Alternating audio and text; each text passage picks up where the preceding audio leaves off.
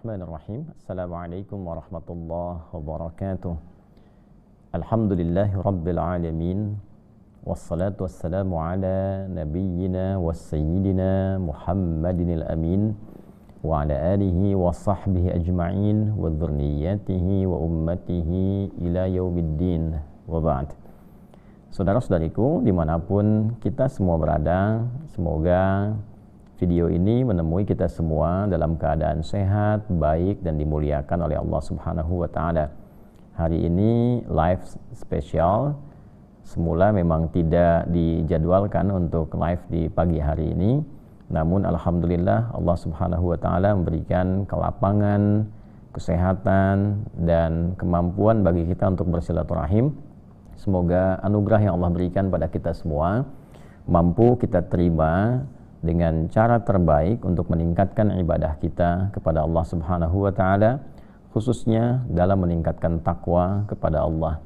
Definisi takwa dipersingkat oleh para ulama, yaitu kemampuan kita untuk selalu berusaha menunaikan segala perintah Allah dengan sebaik-baiknya yang bisa kita lakukan, dan juga upaya kita untuk meninggalkan segala larangan yang Allah telah tetapkan dengan segala kemampuan terbaik kita. Tentu definisi ini mesti kita jabarkan dalam keseharian kita untuk mengeluarkan segala perintah Allah itu apa. Ada perintah yang terkait dengan aspek spiritual, bentuknya ibadah ritual. Kita akan lebih baik dan terukur bila menjadikan seluruh bagian perintah-perintah spiritual itu dalam bentuk ibadah ritual yang fungsinya mengoneksikan kita secara spiritual dalam konteks kebertuhanan kita kepada Allah Subhanahu wa Ta'ala. Bahasa singkatnya, ibadah yang dilatih menguatkan iman, yang dengan itu kita semakin merasa lebih dekat kepada Allah Subhanahu wa Ta'ala. Jadi nanti dari level Islam naik ke level iman, dari level iman dengan takwa itu naik ke level ihsan. Ihsan itu adalah upaya kita menjadikan segala aktivitas sebagai ibadah dalam keadaan selalu terhubung dengan Allah dan merasa selalu diawasi oleh Allah Subhanahu wa Ta'ala, sekalipun kita tak punya kemampuan untuk menatap Allah secara langsung. Nah, ini terkait dengan perintah Allah secara ritual. Nanti keluarkan bentuknya bisa sholat misalnya, atau membaca Al-Quran dan sebagainya. Kemudian ada perintah-perintah juga terkait dengan kebutuhan intelektual. Membaca, belajar, betapa banyak ayat-ayat Quran menuntun kita untuk mengaktifkan potensi intelektual kita, mengajak kita supaya berpikir, supaya pintar, supaya akalnya itu hidup. Nah, jadi agama ini bukan hanya agama zikir, tapi agama fikir. Oleh karena itu, bangun dari tidur pun kita diberikan petunjuk oleh Rasulullah SAW, yang tercatat petunjuk ini misalnya dalam kitabnya Imam Abu Daud, di Sunan Abu Daud, nomor hadis 1367. Tercatat ketika beliau bangun dari tidur, memberikan arahan untuk membacakan Al-Quran surah Ali Imran di 11 ayat terakhir, ayat 190 sampai ayat ke-200. Inna fi khalqis samawati wal ardi wa ikhtilafil laili wan nahari la ayatil liulil albab. Jadi bangun tidur diminta kita menjadi pribadi ulul albab. Siapa itu? Alladzina yadhkuruna Allaha qiyaman wa qu'udan wa 'ala junubihim wa yatafakkaruna fi khalqis samawati wal ard. Jadi ada alladzina yadhkuruna Allah, zikir, kemampuan spiritual. Kemudian wa yatafakkarun, fikir, kemampuan intelektual. Jadi baru bangun tidur kita sudah diminta menjadi pribadi yang seimbang antara zikir dan fikir. Spiritualnya tenang karena dia sholat, tenang. Ketenangan itu membantu akalnya hidup untuk berpikir dalam keadaan yang baik. Nah, jadi orang Islam itu menjadi muslim, pribadinya lebih baik, kemudian akalnya aktif, jadi lebih pintar. Nah, jadi harus bangga menjadi muslim, tapi kebanggaan itu diwujudkan dalam bentuk ketaatan. Ya, harus jadi muslim mesti pintar, jadi muslim mesti soleh. Kemudian yang ketiga adalah, nah ini perintah-perintah terkait dengan kebutuhan fisik. Ada fisikal, jadi spiritual, intelektual, fisikal. Bagaimana fisik ini dituntun oleh Al-Quran, makan yang halal, makan yang menyehatkan tubuh yang baik, berolahraga. Jadi fisiknya pun kuat, olahraganya bagus. Nabi mencontohkan dulu sampai mengatakan alimu auladakum bisibahati warmimayah. Ajarkan anak-anakmu itu kemampuan berenang, kemampuan melempar, kemudian ada yang memanah, ya kan?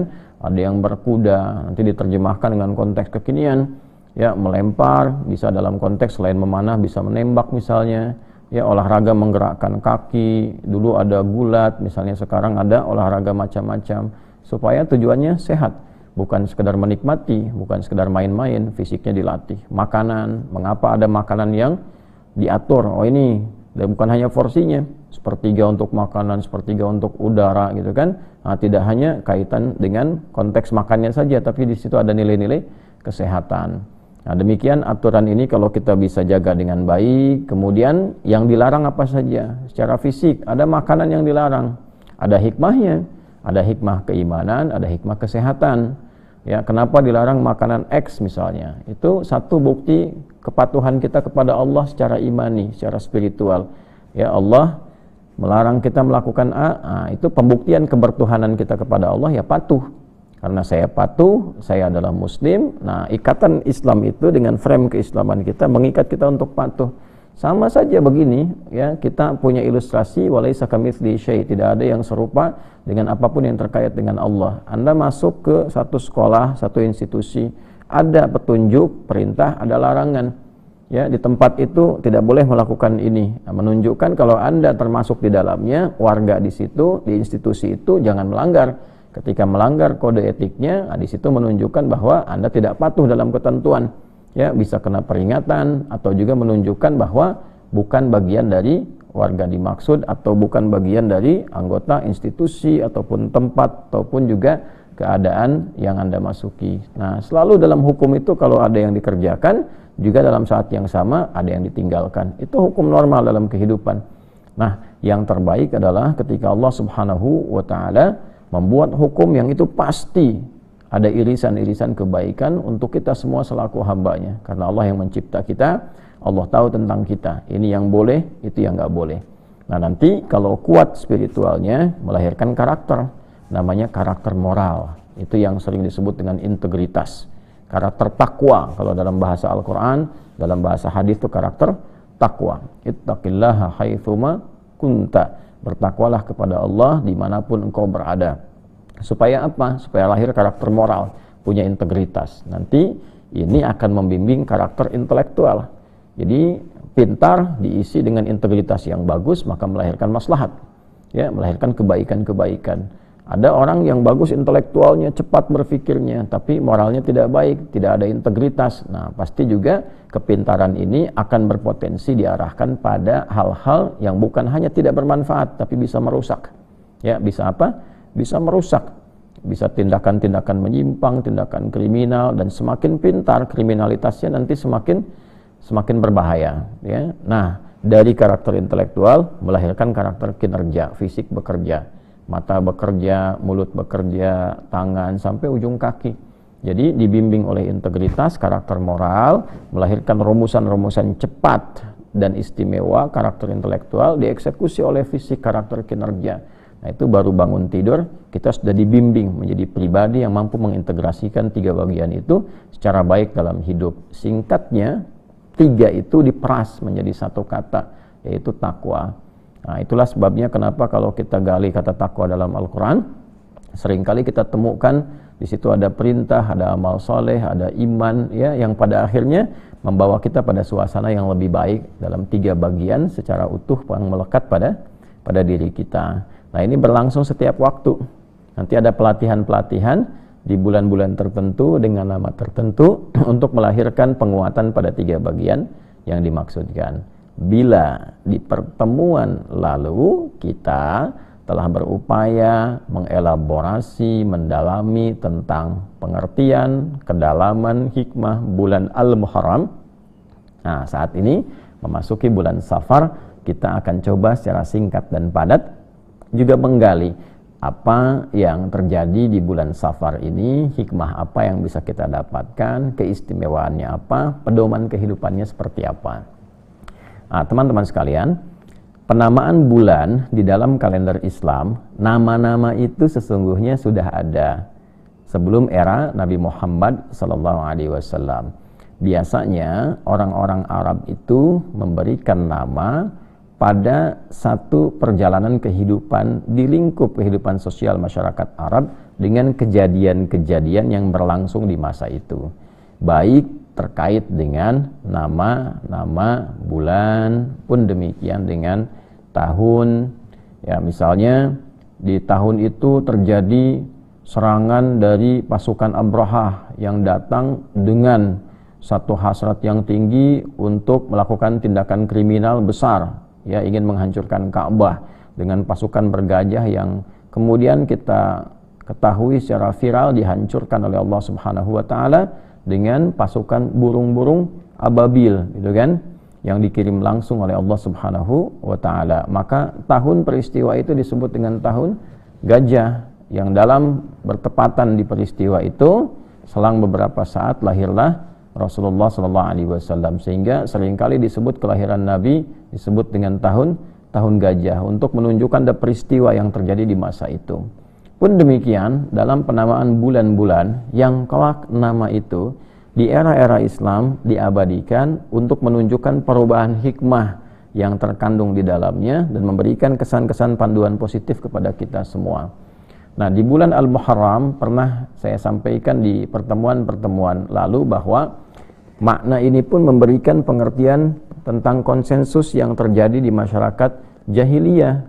Bahkan sebelum kelahiran Nabi Muhammad SAW, mereka ada konsensus, kesepakatan bahwa di 4 bulan khususnya mereka berdamai.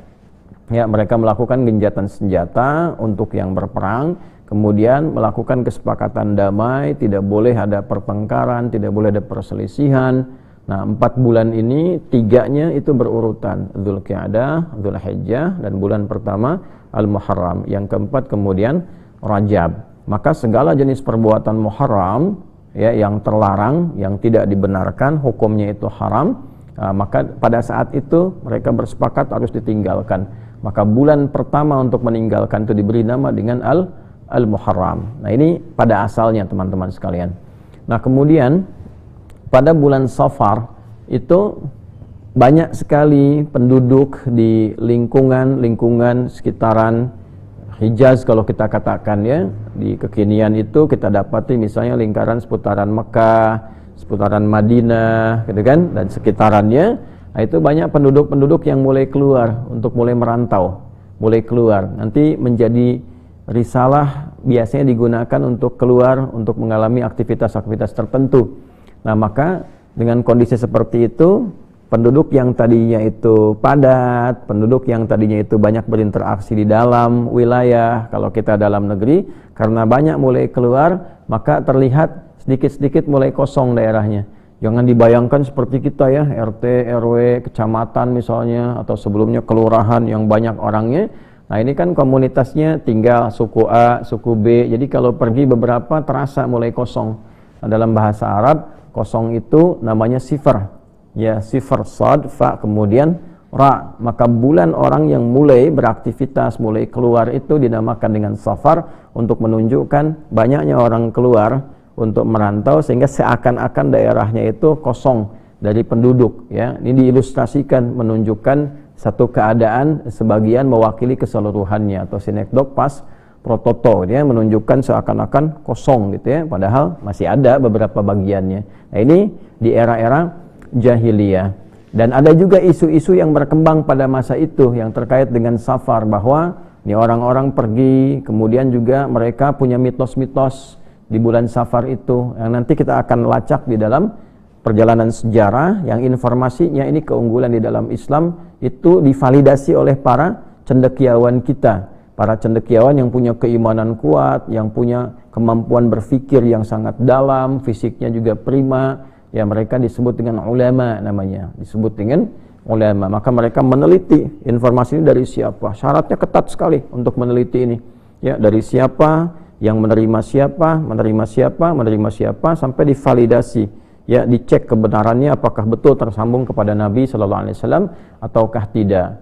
Ya, kemudian akurasi ketersambungannya bagaimana tuh, sehingga dipastikan ini betul-betul Nabi yang menyampaikan, siapa saksinya, berapa banyak, riwayatnya siapa saja. Bukan hanya itu, orang yang menyaksikan ini benar-benar terpercaya tidak, punya masalah tidak, punya problem diingatan tidak, ya, sehingga nanti ada ketersambungan referensi ini, yaitu ittisalus sanad, kemudian bukan hanya tersambung, tapi orangnya tidak bermasalah, ingatannya bagus.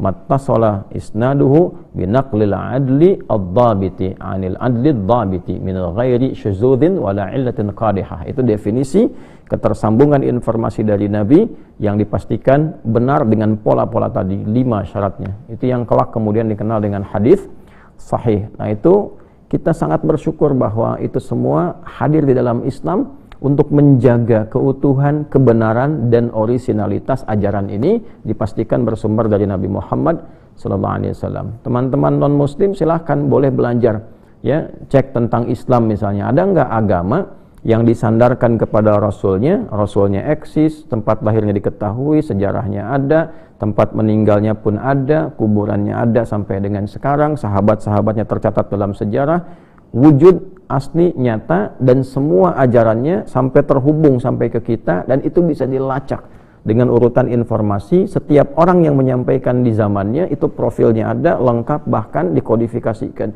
dibukukan.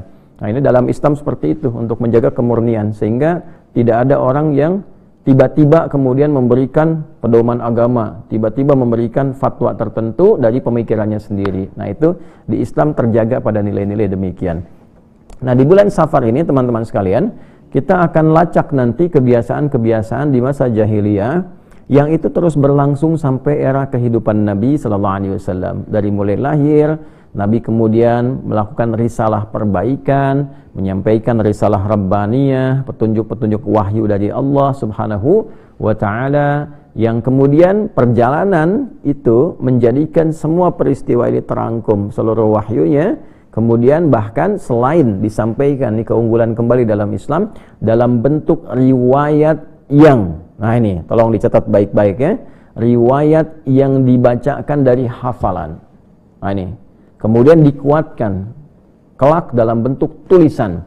Ya, jadi di era Nabi sallallahu alaihi wasallam ada beberapa sahabat yang punya kemampuan khusus untuk menuliskan, dituliskan dalam satu perangkat-perangkat yang terbatas gitu ya. Ada yang di pelepah kurma kan, diukir di bebatuan-batuan khusus. Lalu yang paling banyak tuh yang hafalan, karena ini kemampuan kekuatannya, sehingga saling menguatkan. Ya, nanti kelak kemudian di masa sahabat Abu Bakar As-Siddiq radhiyallahu taala anhu dihimpun ini tim ad hoc yang pernah berada di sekitaran Nabi sallallahu alaihi wasallam, para penghafal dicocokkan dengan orang yang punya catatan-catatan tertentu. Nah, hafalan ini dihimpun, dikuatkan, disambungkan dengan berbagai riwayatnya, dihimpun jadi satu. Itulah yang kemudian menjadi mushaf yang sampai kepada kita saat ini, setelah nanti diperbanyak di eranya Utsman bin Affan radhiyallahu taala anhu, dipinjam mushaf ya dari Ummul Mukminin Sayyidah Hafsah radhiyallahu taala anha, mushaf utama itu yang pernah mengkodifikasikan, lalu digandakan, disebarkan ke beberapa kota-kota besar pada masa itu. Lalu setelah itu diperbanyak sampai ke kita, karena peristiwanya yang terjadi di masa Khalifah Utsman bin Affan. Kita kenal itu semua ya, penyebarannya, perbanyakan itu dengan nama Mushaf Utsmani sampai sekarang. Itu semua bacaannya yang kita bacakan dari hafalan itu sama semua, itu keunggulannya. Pun demikian juga dengan mushaf yang berisi tulisan, berisi kitab. Jadi semua saling melengkapi. Kalau ada yang lupa di hafalan, cek di mushaf. Ya kan? Kalau ada yang salah cetak, dikoreksi dengan hafalan. Itu kekuatan di dalam Islam. Demikian juga penjelasan terkait itu yang bersumber dari Nabi Muhammad SAW, kita akan temukan di dalam hadis-hadis beliau. Di antara hadis-hadis itu nanti secara umumnya ada 4 tuh ya, secara umumnya ada 4 klasifikasi. Klasifikasi pertama berisi topik-topik umum kehidupan ya, baik terkait dengan topik spiritual, topik intelektual, topik fisikal, dan topik-topik sosial kehidupan. Nah, itu namanya kitab jami', kitab jami'. Nah, seperti Sahih Al-Bukhari, Sahih Muslim, nah, itu ya. Nah, kalau kita ingin mencari topik-topik terkait dengan susunan hadis berdasarkan bimbingan fikih ya, tentang air misalnya, tentang tata cara sholat dan sebagainya, itu kitab sunan namanya, sunan ya, seperti Sunan Abu Daud misalnya ya, Sunan An-Nasai. Kalau kita ingin mencari hadis-hadis berdasarkan koleksi dari periwayatnya, ini biografinya siapa nih? Oh, ini misalnya sahabat Abu Bakar berapa hadis diriwayatkan, sahabat Umar bin Khattab berapa hadis ya, dari laki-laki, yang perempuan Sayyidah Aisyah radhiyallahu taala anha berapa hadis, sampai ke sahabat yang remaja misalnya kan, sampai ke anak-anak. Itu nanti bisa kita lacak dalam kitab apa yang disebut dengan musnad. Nah, kalau kita ingin lihat karakter seseorang, profilnya, hadisnya apa, sehingga kita bisa mempelajari, oh beliau ini seperti ini, hidupnya begini, saya ingin ikuti pola itu. Ambil. Itu kitab musnad, seperti musnadnya Imam Ahmad bin Hanbal.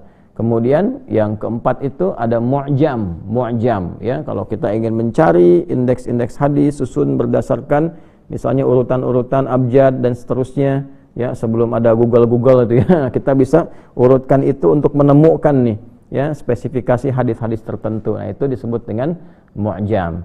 Nah, teman-teman sekalian, dari kumpulan ini kita bisa lacak dari kitab Jami' dulu yang populer Imam Al-Bukhari. Jadi ini ya, kitabnya ini yang saya miliki, alhamdulillah, ya, titipkan untuk dikaji, dibaca. Ini yang satu kumpulan langsung, ya, nanti ada yang syarahnya seperti Fathul Bari, ya, Fathul Bari fi Syarah Sahih Al-Bukhari karya Al-Imam Ibnu Hajar Al-Asqalani atau Hafidh Ibnu Hajar Al-Asqalani. Nah, ini nanti di Sahih Al-Bukhari kita akan temukan 97 topik.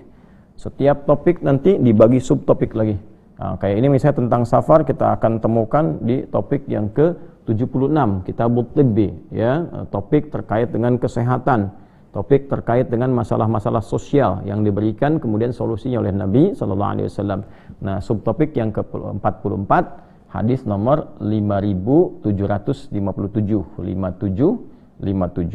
Nah, ini teman-teman sekalian tentang safar. Kemudian masuk yang ke topik masih di 76, subtopiknya spesifik ke 45, ya. Dari 44 tadi kita kemudian di babul fa'li pindah kemudian babu hammah. Nah, babu hammah ini adalah subtopik yang terkait dengan peristiwa yang terjadi di bulan Safar. Nah, di Islam tuh indahnya begitu.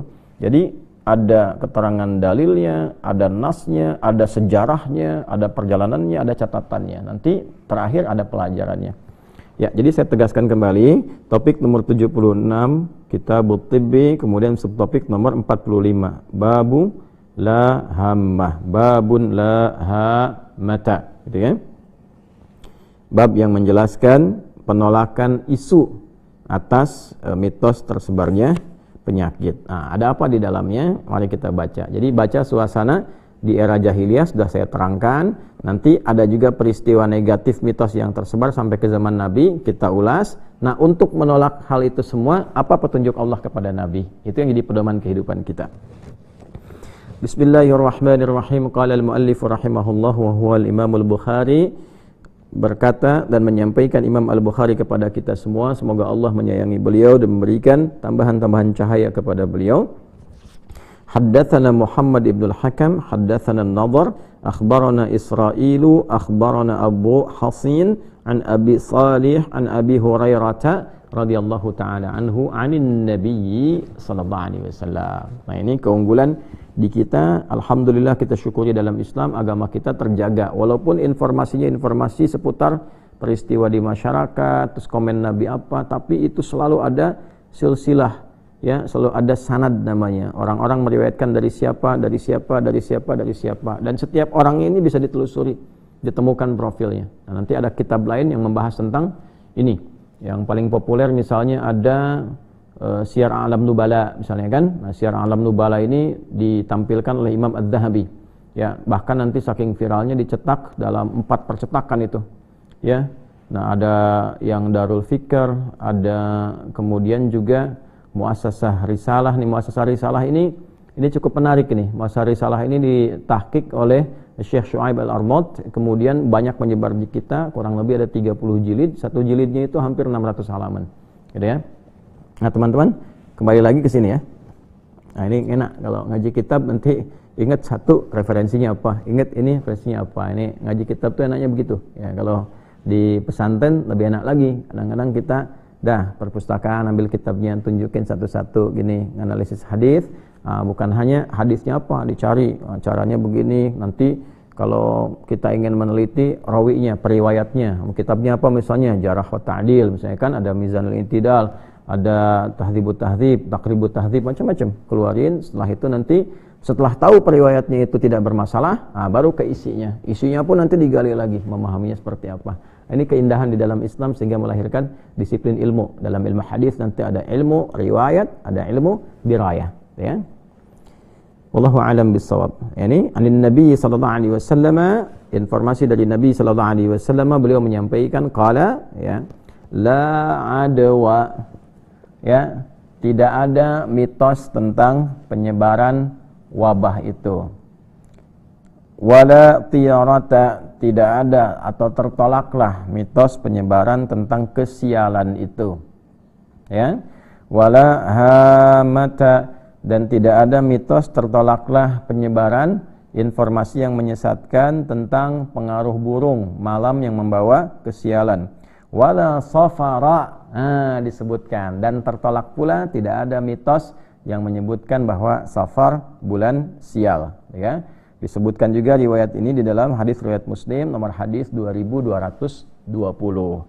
Nah, ada apa yang terjadi? Nah, ternyata teman-teman sekalian, di kalangan masyarakat jahiliyah pada masa itu, ya, kalau kita sebut jahiliyah itu era sebelum Nabi dilahirkan, ya, pada saat Nabi kemudian terlahir, suasana jahiliyah itu pengaruhnya masih menyebar, lalu diperbaikilah oleh Nabi SAW atas petunjuk dari Allah Subhanahu Wa Taala, sehingga merubah karakteristik masyarakat secara sosiologis, secara antropologis, karakternya itu berubah, mereka pribadinya menjadi orang-orang terbaik di masanya yang menginspirasi.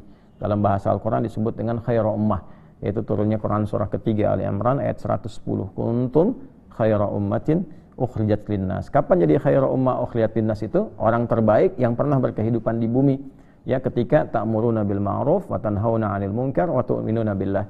Ketika mereka mampu menerjemahkan nilai kebaikan dalam bentuk perilaku, amar bin ma'ruf, kemudian meninggalkan berbagai perbuatan menyimpang, nahyu 'anil munkar, wa tu'minuna billah, dan dikerjakan dengan iman.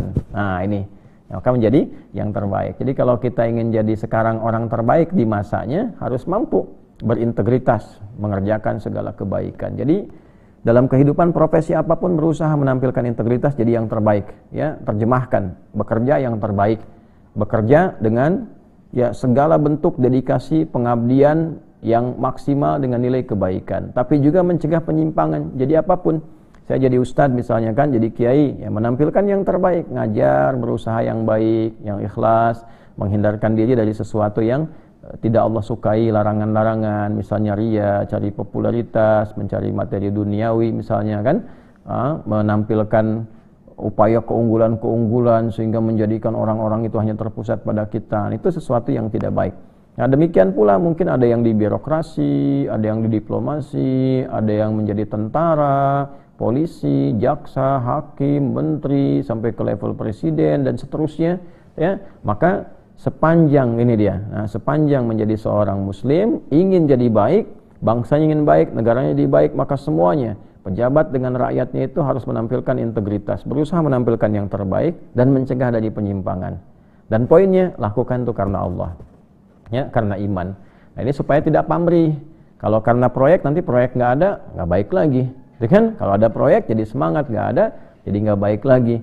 Kalau karena materi demikian, kalau karena kedudukan, ketika akan mengejar kedudukan semangat semua, ya. Kemarin kan taruna-taruna tuh, ya, begitu pengen lulus semangat, fisiknya, kesehatannya, intelektualitasnya. Begitu setelah lulus, hilang lagi semangat yang awal, karena yang dikejar cuma kelulusan, bukan dedikasi, bukan pengabdian, ya. Sekitar 2000 perwira yang dilantik kemarin tuh, ya, baik TNI ataupun Polri. Coba ketika selesai dilantik itu, ya, kemudian jadi perwira pertama tuh, ya, yang TNI jadi letda, yang polisi jadi ibda, gitu kan?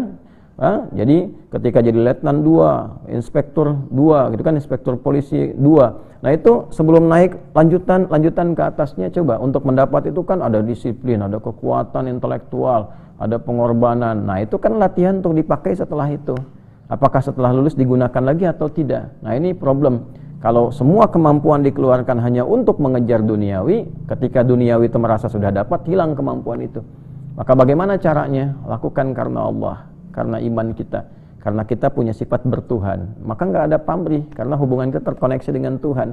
Maka pengabdian dalam konteks kehidupan bernegara pun akan maksimal, pengabdian ke masyarakat akan baik, rakyat juga demikian adanya, hindarkan dari keburukan, ya. Maka yang tidak baik akan terhindar dengan sendirinya. Nah, itu kalau diperas itu menjadi bagian dari sifat takwa. Nah, maka isu-isu yang tidak baik dengan demikian akan hilang. Ya, dengan demikian akan hilang, tereliminasi dengan sendirinya. Nah, di zaman-zaman itu sampai ke kehidupan Nabi, nah itu ada warisan turunan ya dari mitos-mitos jahiliyah sampai ke era Nabi sallallahu alaihi wasallam. Apa di antaranya? Nah, di antaranya itu pada bulan Safar itu ada kesialan. Ini bulan tersebarnya wabah, tersebarnya penyakit gitu ya. Nah, karena qadar Allah pas di waktu itu ada yang sakit kemudian menyebar seakan-akan ini bulan sial. Ya, Safar itu, gitu kan? Nah, kemudian juga, nah ada yang kedua wala tiarah. Tiarah itu teman-teman dipahami kalau tadi wabah. Nah ini yang tiarah disebutkan kesialan, gitu kan? Kesialan. Jadi dimaksud di sini kayak ini kan seakar dengan kata ta'irah gitu ya. Ta'ir itu artinya burung. Jadi dulu ada mitos kalau ada burung terbang malam-malam, ya hinggap di satu tempat. Ya, nah maka di burung itu membawa arwah orang meninggal yang belum tenang. Nah, maka caranya supaya burung itu pergi, arwahnya ikut pergi, maka harus diratapi. Makanya pada meratap. Kadang-kadang yang lucu itu gini, disewa ya. Jadi ada komunitas itu khusus untuk meratap. Ya, kalau sekarang ada rojali, ada rohana, jadi fenomena itu ya. Dulu ada rokutab, rombongan khusus untuk meratap ya. Rokutab, rombongan khusus untuk meratap, dan itu mereka di hire itu bisa dibayar khusus untuk nangis aja, nangisin khusus tuh kan. Nah itu digambarkan kalau dengan menangis itu memberi minum kepada arwah itu gitu kan, sehingga burung-burung pergi. Itu mitos ya, mitos tuh rokutab, rombongan khusus untuk meratap gitu kan. Nah jadi fenomena-fenomena itu menyebar ya. Kemudian wala hamata juga masuk dalam bab kesialan gitu kan. Nah, ini bulan sial nih, wala safara, puncaknya Safar. Jadi mereka karena peristiwa ini dulu ya terjadinya di bulan Safar itu sampai ada seorang Arab Baduy datang ke Nabi untuk mengklarifikasi dengan kesederhanaan dan kepolosan orang Baduy ini. Baduy yang dimaksud ini orang-orang padang pasir ya di wilayah Arab, itu disebutnya Badawi. Badawi itu dari kata Badiah asalnya. Badiah itu tempat yang terjauh yang tidak bisa mengakses kemajuan-kemajuan yang dirasakan di masyarakat yang eksis, yang maju. Ya, lawannya itu hadari. Hadari itu yang eksis, yang hadir, yang ada pembangunan gitu kan, yang ada tingkat sosial interaksi yang tinggi. Nah, itu sehingga melahirkan hadarah. Hadarah itu disebut dengan peradaban. Muncul peradaban karena adanya banyak interaksi. Lawannya itu badiah, daerah yang terluar ya, terluar. Karena terluar ini interaksinya jarang sehingga punya satu komunitas tersendiri dengan gaya tersendiri. Nah, itu orangnya disebut dengan Badawi. Badawi diserap ke bahasa kita menjadi Baduy gitu kan. Nah, itu asalnya yang dimaksud di Arab itu adalah orang-orang padang pasir yang hidupnya sederhana. Datang kepada Nabi, sehingga di terusan riwayat yang lain nanti, di hadis yang lain kalau kita lihat nanti ada turunan riwayat qala al-Arabiyyu, seorang Arab dari padang pasir, dari Baduy sampai bertanya kepada Nabi, "Ya Rasulullah, ini hewan ternak saya ini sakit nih, terus menyebar penyakitnya gitu kan di bulan Safar ini." Jadi dipahami kalau Safar ini ada kondisi-kondisi tersebarnya penyakit. Jadi penyakit menular, wabah menular, kesialan juga datang gitu kan, burung-burung pembawa arwah juga datang. Jadi bulan apa?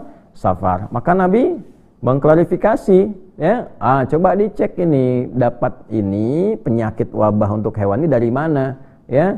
Disebutkan adwal awal kata Nabi, coba diurut nih, ketemu di mana penyakit hewan kamu ini, dapat dari mana, jangan dikaitkan dengan bulan Safarnya ya. Ini Nabi sangat rasional, sangat logik mengajarkan, nih hewan kamu sakit, sebelumnya kan sehat, sakitnya dari mana, jangan dicek bulannya, jangan dicek waktunya ya. Sama dengan kita aja sekarang, misalnya sakit nih, saya sakit hari ini, hari pertama bulan Safar sakit, lalu kita mengatakan ini karena Safar. Terus orang yang sakit di Rabiul Awal, sakit di bulan Rajab, sakit di bulan Ramadan, apakah kita akan mengatakan karena waktunya? Yang dicek itu penyakitnya, sumbernya dari mana, apakah karena virus, apakah karena bakteri, karena macam-macam, masalah makan, dan sebagainya. Nah, itu nanti dari sebab itu dianalisis, kemudian diobati. Makanya nanti di sini kita tibbi, ya, solusi masalah kesehatan. Yang sehat itu kadang-kadang apa? Kadang juga fisiknya, kadang pikirannya, kadang mentalnya. Ada yang fisiknya sehat tapi mentalnya nggak sehat, kan? Ada yang fisiknya sehat, mentalnya bagus, tapi juga dari segi pikirannya kurang sehat. Makanya digabungkan di sini dalam satu keadaan. Nah, teman-teman sekalian, itu mitos yang berlangsung di bulan Safar, ya, pada masa itu. Lalu apa yang terjadi? Nabi dibimbing oleh Allah Subhanahu wa taala, satu, memberikan statement, komentar nabinya. Ini yang kita kenal dengan hadis, bahwa jangan pernah kita menilai dan menyimpulkan bahwa waktu-waktu itu terkait dengan satu hukum tertentu. Kalau muncul ini nanti akan sial, misalnya kan.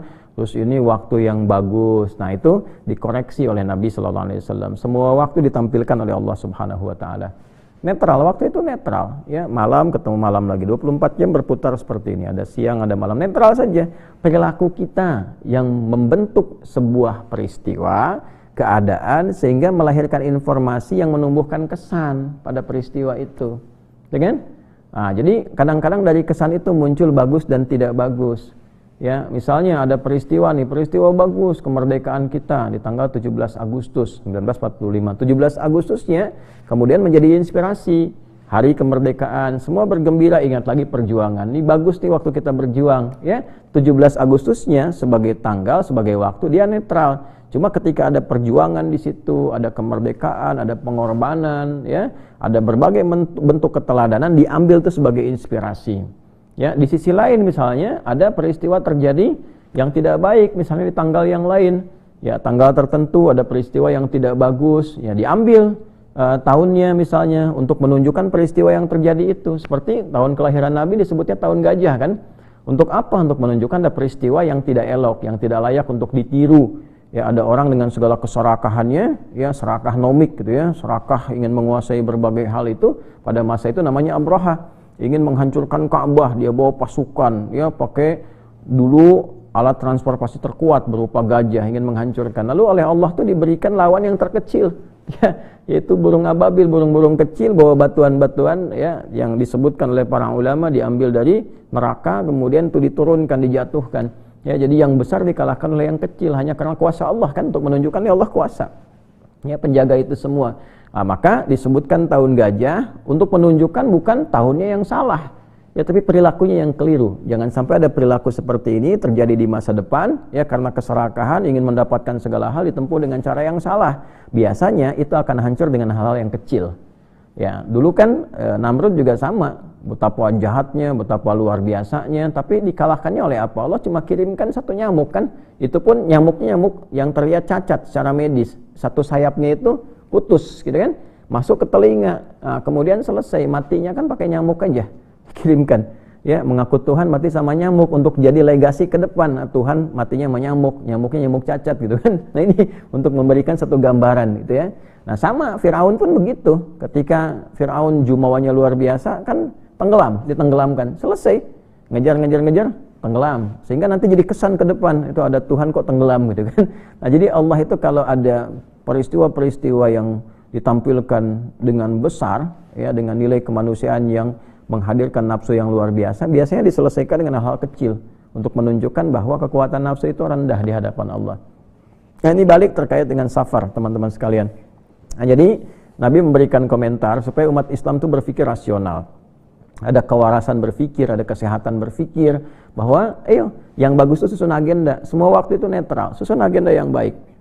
Nah, nanti dipandu oleh Allah, dibagi misalnya per 4 bulan, ada bulan koreksi 4 bulan tadi kan, kalau kita bagi itu nanti ada bulan kontemplasi untuk merenung, untuk mengoreksi diri, ada bulan menyiapkan agenda, ada bulan mengeksekusi kegiatan, ya, nanti setelah itu dievaluasi lagi. Nah, demikian adanya, makanya kenapa ada Ramadan, kan khusus untuk penguatan diri lagi, latihan meningkatkan amal, setelah itu dipraktekkan meningkat di bulan Syawal, kan? Demikian adanya sampai persiapan haji, membangun rencana-rencana besar sebagai bagian proyek dunia dan akhirat. Makanya doanya Rabbana atina fid dunya hasanah wa fil akhirati hasanah. Itu kan doa umum dalam rangkaian haji itu. Ya, rangkaian haji di Al-Baqarah 196 untuk mengawalinya sampai terakhir ketemu nanti 203. Di sela-sela itu ayat 201 itu ada doa yang Rabbana atina fid dunya hasanah. Jadi ada proyeksi-proyeksi. Setelah itu nanti baru beramal, ya, beraktivitas dan sebagainya. Itu keindahan dalam Islam, itu kita dipandu tuh. Wal tanzur nafsu ma qaddamat lighad. Quran surah Al-Hasyr surah 59 ayat ke-18. Jadi setiap kita yang merasa beriman, ya ayyuhalladzina amanu ittaqullah, tingkatkan takwa. Nah, di antara cara meningkatkan takwa itu kan di Quran ditunjukkan kurang lebih ada 240 cara kan. Salah satunya apa? Salah satunya adalah membuat kurikulum kehidupan. Ya, wal tanzur nafsu ma qaddamat lihat, buktikan ketakwaan engkau itu dengan cara menyusun agenda hidupmu sampai engkau pulang ke akhirat nanti. Oh, dahsyat. Ya, orang cuma punya cita-cita dunia, dalam Islam diajarkan sampai akhirat. Nanti proyeksi akhirat itu diturunkan ke dunia. Ya, misal saya pengen masuk surga Firdaus, nggak apa-apa punya cita-cita tertinggi. Amalannya apa? Turunkan jadi panduan amal ke muka bumi, lalu seluruh profesi yang kita pilih, nah ambil nilai-nilai surga Firdaus itu untuk menunggangi profesi ini. Jadi apapun, ya kan surga Firdaus itu bukan karena profesi. Ya, tapi di dalamnya ada panduan nilai-nilai kebaikan yang menyertai profesi itu. Misalnya ada di Quran surah ke-23 Al-Mu'minun ayat 1 sampai 9 lah kalau kita keluarkan. Ya, kan ke ujung ayatnya itu ada ayat yang sangat indah. Ya ulaika humul warithun alladzina yarithuna al-firdausa hum fiha khalidun. Ada mereka itu para pewaris surga Firdaus yang akan kekal tinggal di dalamnya sedang beraktivitas di bumi. Aktivitasnya apa? Nanti balikan ke ayat 1, qad aflahal mu'minun, ya kan? Sungguh orang beriman itu akan menggenggam kebahagiaan dan kesuksesan. Nah, pertama mesti beriman dulu. Lalu mempertahankan menjaga iman sampai punya level surga Firdaus bagaimana? Alladzina hum fi salatihim khashi'un, yaitu orang-orang yang berusaha khusyuk salatnya. Nah, jadi kalau hanya sekedar salat, nah, bagus, salat bagus, nanti standar. Surganya standar, tapi kalau pengen Firdaus berusaha untuk khusyuk. Jadi kalau jadi pejabat khusyuk salatnya. Jadi presiden, jadi menteri, gubernur, ya, bupati, wali kota, terus sampai juga pejabat yudikatif seperti hakim misalnya, dari hakim agung sampai hakim-hakim ke bawahnya, ya, ataupun kemudian ada di organik seperti tentara, dari panglima ke bawahnya, dari polisi dari atas sampai ke bawahnya. Nah, itu memperkuat iman, lalu sholat dengan khusyuk. Jadi apapun bebas, ya, silahkan yang baik-baik, tapi tidak meninggalkan sholat. Bukan hanya tidak meninggalkan, tapi sholatnya khusyuk. Walladzina hum 'anil lagwi mu'ridun. Senang fokus pada yang bermanfaat, yang enggak bermanfaat ditinggalkan. Hal-hal yang enggak penting itu tinggalkan, jauhi. Terlepas dari hukumnya. Ya, misalnya ini derajatnya tidak sampai haram, ini makruh misalnya, tapi bagi kita ini enggak terlalu penting, gitu kan? Atau misalnya mubah tapi tidak membawa sifat-sifat untuk kegiatan kita menjadi penting. Nah, itu cenderung dihindari, cari yang penting-penting sesuai kebutuhan kita. Dan seterusnya. Nah, itu proyeksinya, teman-teman sekalian. Maka dibikin agenda seperti itu. Nah, di antara tuntunan yang langsung dipraktekkan, dibimbing oleh Allah. Misalnya apa? Untuk menepis mitos-mitos yang demikian itu, Nabi diperintahkan oleh Allah. Misal dari mulai pernikahan Nabi. Pernikahan Nabi bulan Safar. Ya, Nabi SAW itu menikah dengan Sayyidah Khadijah radhiyallahu taala anha, istri terbaik yang paling mulia, yang semoga kita diberikan kesempatan untuk bisa bersua, ya, dengan ibunda kita Sayyidah Khadijah, tentunya bersama Rasulullah SAW dan seluruh orang-orang terkasih beliau. Ya, itu pernikahannya berlangsung di bulan apa? Safar. Ya, kemudian juga pernikahan putri tercinta Sayyidah Fatimah, ya, dengan Sayyidina Ali bin Abi Thalib radhiyallahu taala anhuma, itu berlangsung di bulan Safar. Nah, jadi Sayyidina Ali bin Abi Thalib menikah dengan Sayyidah Fatimah Az-Zahra itu bulannya bulan Safar di tahun kedua Hijrah. Nah, jadi ditepis nih, nggak ada mitos nih, gitu kan? Nabi menikahnya bulan Safar, kemudian juga putri beliau tercinta Sayyidah Fatimah Az-Zahra menikah di bulan Safar. Nah, lalu ini yang paling menarik nih, hijrah Nabi pun berangkatnya di bulan Safar, nanti sampainya Rabiul Awal.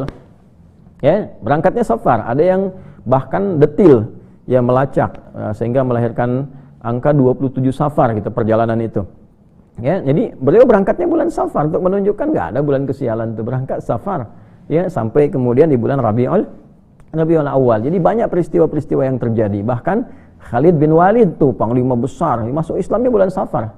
Ya, Amr bin As masuk Islamnya bulan Safar. Jadi kalau teman-teman yang non Islam, ya, sudah mendalami Islam, pengen masuk Islam bulan Safar, silahkan, tidak ada masalah. Ini bulan awal nih sekarang, awal Safar, gitu kan. Nah, ini bulan baik, semua baik, waktu baik. Jadi pernikahan Nabi, kemudian juga perjalanan hijrahnya Nabi, terus penaklukan Khaybar. Ya, Khaybar itu kan dulu ada Yahudi-Yahudi pongah tuh pada masa itu, ya, yang memonopoli segala aspek sampai nyusun kekuatan militer, milisi, menganiaya, bikin benteng dan sebagainya, memonopoli pasar, ya, terus pasar dibikin semaunya, kapan dinaikin dia naikin, kapan rendahin dia rendahin, kemudian mengadu domba masyarakat sekitaran sehingga Aus dengan Khazraj itu selalu bertengkar, yang tadinya akur, ya, satu bapak ke atasnya, satu hubungan tiba-tiba dipecah gitu, ya. Nah, itu mereka berkumpul di benteng namanya Khaybar. Nah, itu ditaklukkan, ya, oleh Nabi SAW tentunya dengan komunitas masyarakat yang ada pada masa itu, kan udah bangun kesepakatan tuh dengan adanya Piagam Madinah. Sudah ada kehidupan bernegara, bermasyarakat, kan? Itu penaklukannya di tahun ke-7 Hijrah. Ya, itu bulannya Safar. Nah, jadi bulan Safar itu teman-teman sekalian, nah itu ada bulan perjuangan. Teman-teman di TNI, Polri gitu kan, TNI pasukan-pasukan, terus di Polri misalnya ada BRIMOB yang sedang bertugas di beberapa tempat, tugas-tugas negara ataupun yang ada tugas UN, semangat ya, bulan-bulan semangat di berbagai aspek kehidupan. Intinya apa? Semua waktu itu netral, diisi dengan kebaikan-kebaikan. Maka dari itu ketika masuk ke bulan Safar, kita dipandu di dalam Islam. Safar bulan berfikir, Safar bulan merencanakan segala kegiatan, aktivitas kehidupan kita, bikin rencana, bikin yang terukur. Ya, jadi muslim itu terukur, rencananya apa, tahun sekian apa capaiannya. Ini anak-anak di rumah tangga yang satu ini mau jadi apa, sekolahnya bagaimana. Bukan perkara makan aja, bukan perkara main, bukan perkara liburan saja, berkualitas. Jadi muslim itu lebih berkualitas. Ya, jadi kalau kita bikin ungkapan, Anda boleh tuh bikin satu rangkaian kata misalnya, so far so good. So far so good ya. Ya, biasanya kan orang bilang so far so good gitu ya. Sejauh ini baik-baik saja. Nanti kita ganti so far so good. Nah, so far bagus banget nih. Bulan Safar bagus banget. Seperti bulan-bulan yang lainnya pun baik. Oleh karena itu, kalau ingin menghitung pernikahan, boleh silakan hitung tanggalnya tanggal berapa. Yang baik-baiknya itu menurut kesiapan kita. Oh, ini tanggal bagus, baik, karena di tanggal ini saya bisa ambil cuti, di tanggal ini keluarga bisa kumpul. Nah, tapi jangan hadirkan mitos. Oh, ini misalnya tanggal sial nih, kalau tanggal sekian dilangsungkan pernikahan, oh, baru nikah prasmanannya bisa langsung habis ya kan, atau macam-macam. Nah, itu yang seperti itu. Kalau sudah berislam itu dihindari. Dengan munculnya hadis ini, di mana ditemukan? Di kitab Sahih Al-Bukhari ya. Topik keberapa? 76. Babnya tentang apa? Babnya tentang bab hama gitu ya. Nomor keberapa subtopiknya? Ke-45. Hadisnya nomor berapa? 5757. Rawinya siapa? Sahabat Abu Hurairah. Ada enggak di riwayat lain bisa dilacak? Ada. Di hadis apa? Muslim. Nomor hadis berapa? 2220. Nah, ini indahnya dalam Islam seperti itu. Kesimpulannya apa? Kesimpulannya umat Islam mesti lebih berpikir sehat, berpikir lebih terukur lagi, punya rencana kehidupan yang baik, dan itulah hikmah bulan Safar. Nah, ini alhamdulillah, jadi seluruh nama, keterkaitan hidup itu semua punya kesan, punya makna, punya ikatan yang bisa membawa kita pada suasana yang lebih baik. Tinggal kembali kepada kita, keinginan kita yang paling utama untuk mengamalkan itu dan memberikan keyakinan penuh untuk selalu meyakini kebenaran Islam, mempraktikkan dalam kehidupan dengan menampilkan kebaikan-kebaikan. Teman-teman, itu yang bisa dibagi kesempatan subuh ini menjelang pagi waktu Indonesia bagian barat, langsung dari Mira. Semoga Allah ridhai. Mohon maaf bila ditemukan tentunya kekurangan-kekurangan dalam penyampaian atau kesilapan informasi, bisa diluruskan, dan silahkan dari kebaikan-kebaikan bisa kita dapatkan, kita pedomani untuk mendapatkan ridha Allah Subhanahu wa ta'ala. Semoga Allah ridhai. Allahumma taqabbal minna innaka antas samiul alim, tub alaina innaka antat tawwabur rahim. Rabbana atina fid dunya hasanah fil akhirati hasanah wa qina adzabannar. Wa sallallahu ala sayyidina Muhammad wa ala alihi wa sahbihi ajmain. Wa akhiru da'wana alhamdulillahi rabbil alamin. Sebelum saya tutup, saya ingatkan lagi, jangan lupa saudara-saudari kita di Gaza, di Palestina, didoakan ya semampu kita yang terbaik. Kemudian kalau bisa memungkinkan itu kondisi-kondisinya teman-teman bawa ya, di capture, di upload tuh oleh kita ya, misalnya di Instagram, yang punya Instagram, status-status mereka, supaya dunia tersadarkan ya. Sekarang kalau cuma keluar bergerak-gerak dan sebagainya nggak peduli mereka ya, tapi dunianya kan sudah digital. Jadi kalau kita ambil gambarnya, kita publikasikan dan sebagainya, itu akan lebih efektif di samping doa-doa yang kita sampaikan. Tentu untuk semua di berbagai tempat. Semoga kondisi di Thailand dan juga Kamboja, tetangga ASEAN kita juga diredakan, terus membangun silaturahim yang baik. Selalu kita membuka cara pandang kita untuk berkasih sayang. Terima kasih. Subhanakallahumma rabbana wa bihamdika, asyhadu an la ilaha illa anta, astaghfiruka wa atubu ilaik. Alhamdulillahirabbil alamin. Assalamualaikum warahmatullahi wabarakatuh.